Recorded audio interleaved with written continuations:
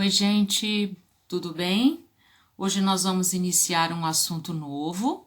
Eu estou com a apostila nova, apostila 2. Estou aqui na página 8 e hoje nós vamos tratar de gêneros da oralidade e da escrita. É exatamente o que está aqui, aulas 13 e 14. Para eu fazer essa aula, eu me baseei com um vídeo aula da Editora do Brasil, enviado pela empresa Debert, que faz uma abordagem bem bacana, um histórico sobre a origem dos gêneros textuais. Eu achei bacana porque ela faz um link com a origem dos gêneros textuais, então ela fala da flexibilidade dos gêneros no decorrer da história da humanidade. Ela começa no século XV, que foi exatamente quando nós tivemos o boom dos gêneros, que foi por conta da imprensa. Depois ela fala da Revolução Industrial, século XVIII, e aí ela chega no século nosso, século XXI, com toda essa tecnologia e com os novos gêneros que estão surgindo. A nossa apostila, ela solicita que a gente confeccione, que a gente faça, crie um tutorial. Para adaptar nesse nosso ambiente virtual, eu fiz diferente. Na verdade, na nossa aula, nos slides, eu vou colocar 2 links de 2 tutoriais tratando de um mesmo tema, mas com uma diferença. O propósito é o mesmo de ambos, mas vocês vão perceber, pelo fato de ter um público-alvo diferente e ter um locutor, ou seja, um tutor diferente, esse tutorial, ele também trabalha com uma linguagem diferente. Então, esses 3 exercícios da apostila, eu substituí por outros exercícios que eu vou passar no slide. Então, assistam a esses 2 tutoriais, façam os exercícios que estão propostos e aí a gente vai conversar sobre esse assunto na nossa próxima aula síncrona. Que daí eu vou, vamos dizer assim, conversar com vocês e nós vamos corrigir estes exercícios, ok? Então vamos lá, pessoal? Primeiro o vídeo, depois os slides. Resultado de trabalho coletivo, os gêneros contribuem para ordenar e estabilizar as atividades comunicativas do dia a dia. São práticas sociais e discursivas que fazem parte de qualquer situação comunicativa. Os gêneros são eventos textuais bastante flexíveis e dinâmicos. Segundo o professor Luiz Antônio Marcuski, na primeira fase, povos de cultura essencialmente oral desenvolveram um conjunto limitado de gêneros. Após a invenção da escrita alfabética por volta do século VII a.C., esses gêneros não só se multiplicaram, como surgiram aqueles que são típicos da escrita. A partir do século XV, os gêneros expandiram-se em razão do aparecimento da cultura impressa e, na fase intermediária de industrialização, iniciada no século XVIII, ampliaram-se muito. Hoje, em plena fase da denominada cultura eletrônica, que disseminou o uso do telefone celular, do gravador, do rádio, da TV e, particularmente, da internet, presenciamos uma explosão de novos gêneros e novas formas de comunicação, tanto na oralidade como na escrita. Então vamos ver os slides agora? Estou na página 8. Nós estamos começando agora o caderno 2. Nestas aulas, nós vamos estudar os gêneros a partir da perspectiva da fala e da escrita. Você sabia que esses 2 processos estão intimamente relacionados nos gêneros que utilizamos diariamente? Então, aqui o nosso objetivo é mostrar como isso ocorre. Para começar, vamos retomar alguns conceitos que foram vistos lá nas aulas 1 e 2 da primeira apostila.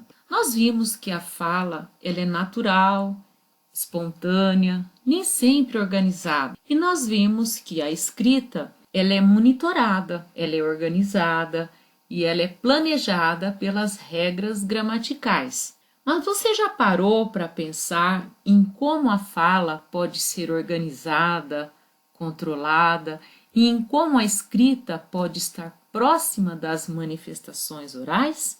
Vocês já pensaram nisso? Veja bem, a fala ela possui grande variedade de até mesmo um só vocábulo possuir variações, dando-nos a opção de fazer essa troca variando conforme a circunstância. Você, se. O mesmo não ocorre com a escrita, que é padrão.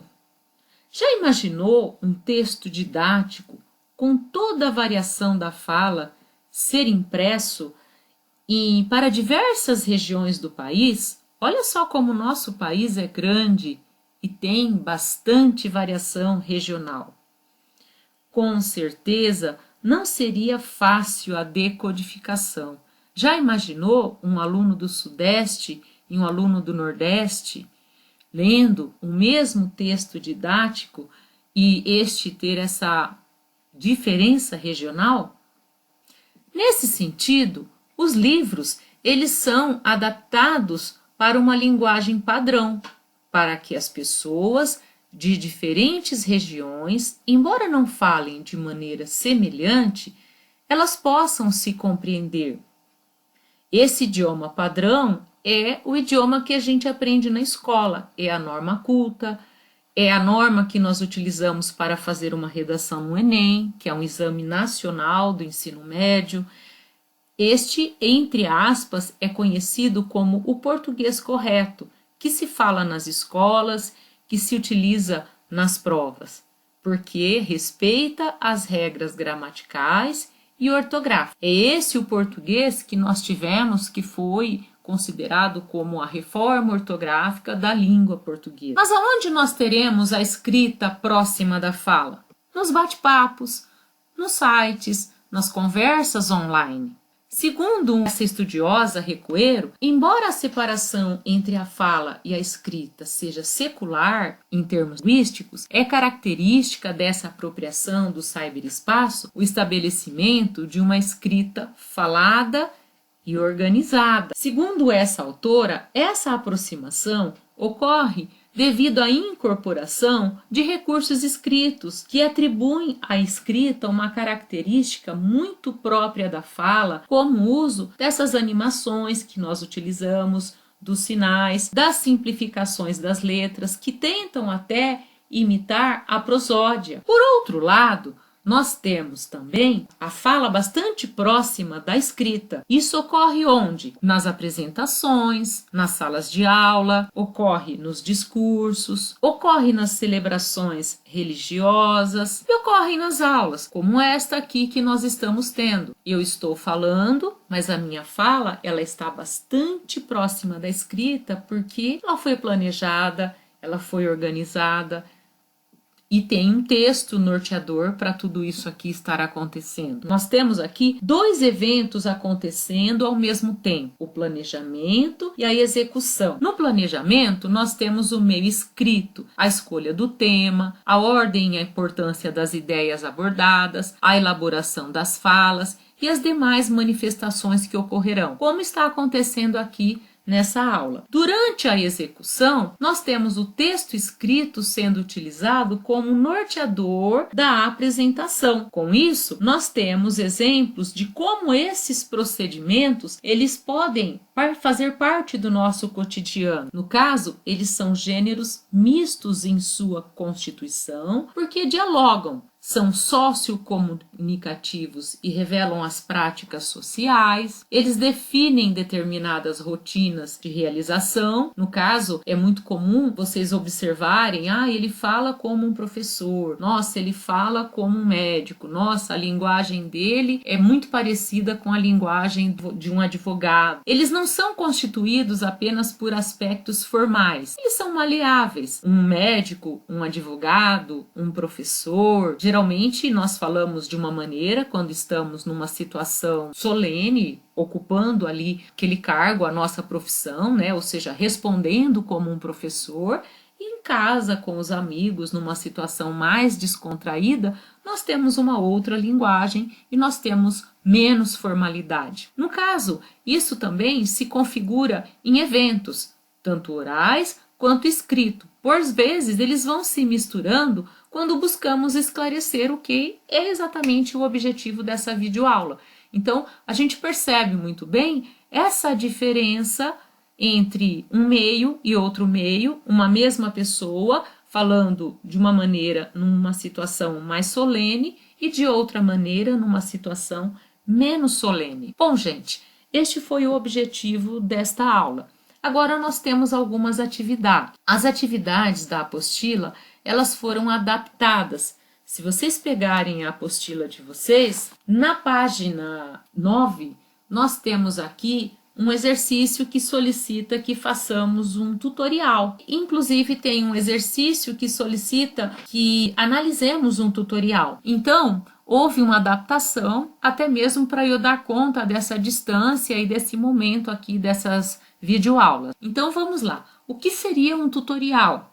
É uma ferramenta de ensino-aprendizagem que pode ser tanto um programa de um computador, contendo ou não imagens, que auxilia as pessoas no processo de aprendizagem sobre algo. Por exemplo, eu, para planejar e editar todas essas aulas, eu utilizei bastante tutorial, nós recebemos vários no WhatsApp, no grupo da escola e tudo mais. Nesses vídeos, além das imagens, é claro que tem uma narração oral. A gente percebe que há um apresentador, entre aspas, que tenta adequar linguagem e recursos visuais ao possível gosto e interesse do público. E geralmente, passo a passo, esse apresentador, o tutor no caso, ele explica como o procedimento costuma ser executado. Ou seja, ele ensina a pessoa a fazer algo. Assista então a esses 2 vídeos que foram selecionados especialmente para essa aula. Então eu estou substituindo os exercícios da página 9 por esse vídeo aqui para vocês assistirem, o vídeo 1 e o vídeo 2.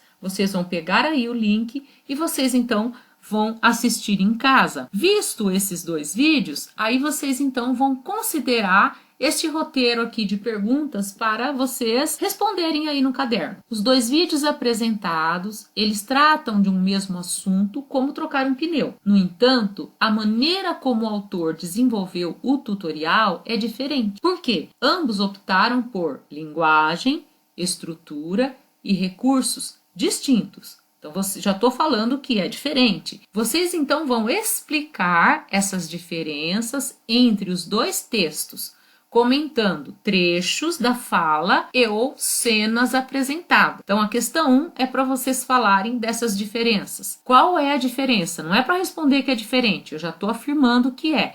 Então, seria quais as diferenças em relação à linguagem, estrutura e recursos. Questão 2. O tom da linguagem e as imagens apresentadas colaboraram para a identificação do público-alvo?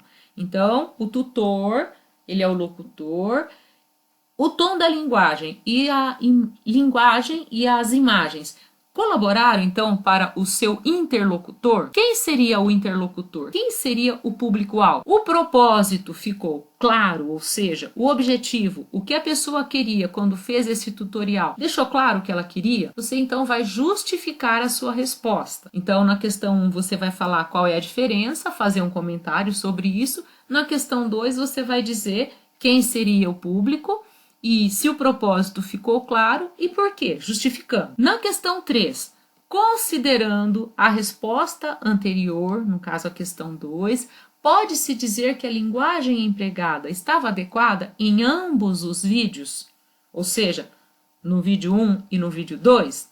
Por quê? Retire do texto algumas palavras, alguns vocábulos ou algumas passagens, se for alguma expressão idiomática, para justificar isso. Estava adequada por conta disso, porque o público-alvo era esse. Não estava adequada, então você vai dar essa resposta. E último, com base nos livros, com base no que a gente aprendeu, especialmente nas aulas 5 e 6, passei na aula assíncrona da semana anterior, ou tem na apostila, e também tem nos slides que foram enviados no e-mail da sala, quando eu dei essa aula para vocês.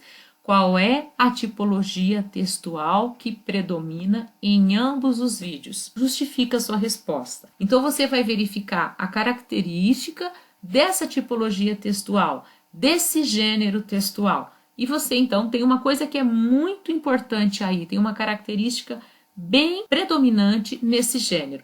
E aí, eu gostaria que vocês respondessem. Quando que nós vamos corrigir isso? Próxima aula síncrona. Então, no próximo bate-papo nosso aqui, no próximo encontro nosso aqui, nós vamos responder a essa questão. Tudo bem, pessoal?